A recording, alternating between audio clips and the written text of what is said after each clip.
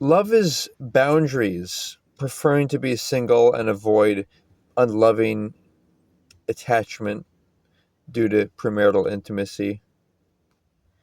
Number two, love is a vibration. It's something that you are energetically at when you're following your core values and your thoughts and actions, and all are consistent, and you're following your interests. Number three, love is preferring to be single, but it's really not single. It's really in love with yourself, in with the self knowledge of who you are. That can be a list of things that you like to do. Making sure that you know yourself, and that makes it easy to know who would be compatible with you, who would be a good match, so that you could both do these things together and resonate harmoniously in that frequency of love. It really needs to be seen as a vibration unique to each individual. It's something, it's the stuff that you do, it's how you identify, it's subtle things like the, the energy that you're at, but it's feeling true to that energy and to that, and being that individual, and that's what's going to make you feel like you're in truth. So number four, truth is actually the highest frequency. So it correlates a lot with transcending the frequency of shame, which is a result of not willing to talk honestly about things, like about the dark, difficult parts of your past, which, or about having, specific interests, whatever they might be. People are, when they hide all these things, it's all to try to seduce someone for lust, somebody that doesn't really like them for who they are.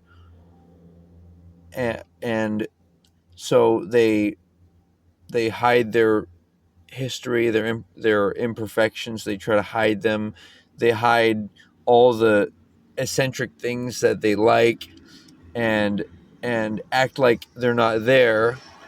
Some ways people do that are through shutting down the frontal lobe entirely, and that's done with alcohol consumption or other it's different kinds of dopamine oriented activities that, like, anything from phone usage to just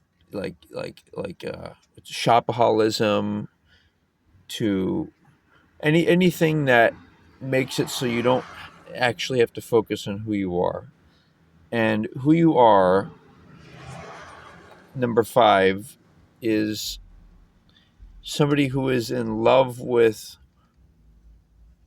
it also has to do with sustainability. It's like, can you sustain that frequency of love? Or is it just like a short term, ephemeral, like, oh, I love life, I'm conscious, and everything's good type of thing? Or is it something where you're committed to yourself, and inextricably, you the people who are people who that you love. And what that means is, it means that when you could see yourself, if you let your body go, you could see yourself replacing them, replacing you, because they have the same values. So these are people that you are willing to commit to for life. See, love has to be a love is like a legacy thing. It's like, what do you want your life to be beyond yourself, beyond your existence? And so it's important to set boundaries. Number five is love. It's a boundary. It's a boundary that says For example, me personally, I don't like to be around with people who engage in premarital intimacy or are not, their goal isn't to be married, because that means that they don't even really want love in their life. They don't want. And then it starts to get technical. Number 6, love is about acknowledging the masculine and feminine energies, and also wanting to become one with someone. And so that, to me, it's not really love unless, such as the wife takes the husband's last name in a celebration of his to honor his masculine energy. Because what man wouldn't want his wife to do that? And so that's her.